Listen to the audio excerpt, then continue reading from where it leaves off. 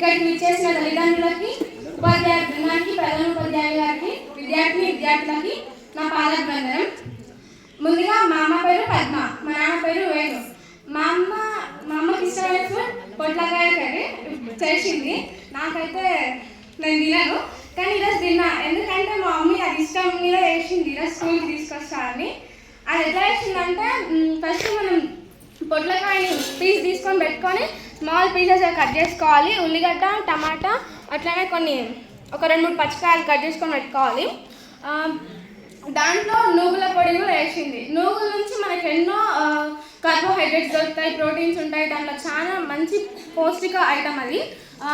అది కూడా కొబ్బరి కూడా వేసింది. కొబ్బరి అంటే నాకు చాలా ఇష్టం. నా కోసమని కొబ్బరి కూడా వేసింది అందులో.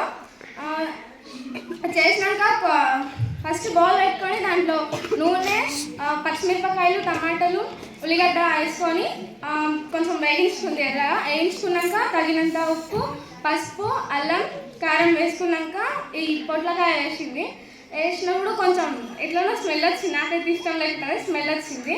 తర్వాత చేసినాక పోయి చూద్దాం ఒకసారి టేస్ట్ అని తిన్నాక మాత్రం మస్తు ఉంది. మా అమ్మ మాత్రం బాగా వేసింది. నాకు ఇష్టం లేదు కర్రీ అంటే ఇదే, కానీ నేను తిన్నా.